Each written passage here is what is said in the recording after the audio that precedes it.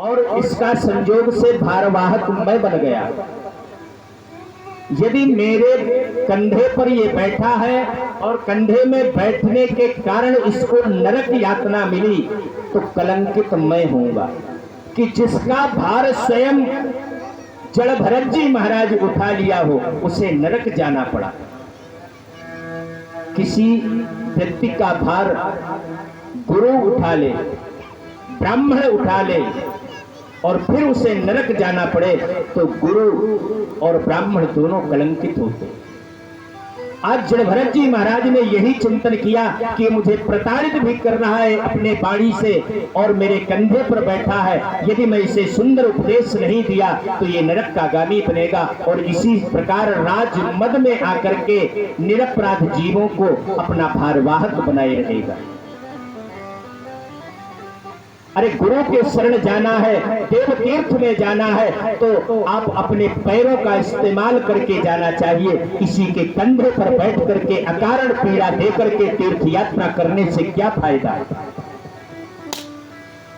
देखा जाता है कि लोग पत्रिका आश्रम जाते हैं और न जाने कहां कहां दिव्य तीर्थ क्षेत्र में जाते हैं, तो वहां भारवाहक रहते हैं, कंधों पर बैठाल करके ले जाते हैं कुछ पैसे लेकर के। लेकिन क्या ये भगवत धाम जाने की क्रिया है? अरे किसी के कंधे पर बैठ करके भगवान के दर्शन करने जाओ तो कितना पुण्य फल प्राप्त होगा आपको। आप तीर्थ क्षेत्र तब जाओ जब आप सामर्थ्यवान हो। समर्थ ही बिलो कहीं जाई। यदि आपके पैरों में सामर्थ्यता नहीं है तीर्थ जाने की, तो आप घर बैठे ही तीर्थ देव का स्मरण कर लीजिए, आपको तीर्थ का फल प्राप्त हो जाएगा। लेकिन ऐसी अवस्था में मत जाइए कि आपको किसी के कंधे पर सवार होकर के तीर्थ यात्रा करना पड़े।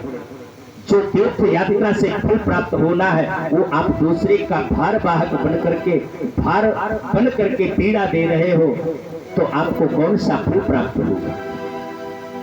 इस चिंतन में आकर के जड़ भरत जी महाराज दिव्य उपदेश देते हैं राजा रघुगण को। राजन, तुम मेरा क्या इलाज करोगे?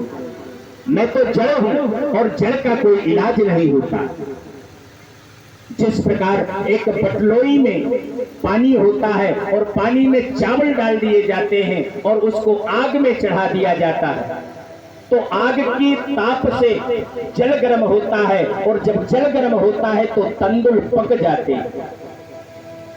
लेकिन संयोग से तंदुल के साथ में कोई कंकड़ चला गया, तो क्या चावल के समान लवलीन होगा वो कंकड़? कंकड़ पकेगा, चाहे जितनी आग की ज्वाला उसको दी जाए, लेकिन कंकड़ सो कंकड़ रहेगा। इसी प्रकार महाराज मैं जड़ हूं और जड़ का इलाज क्या करोगे? मैं तो जड़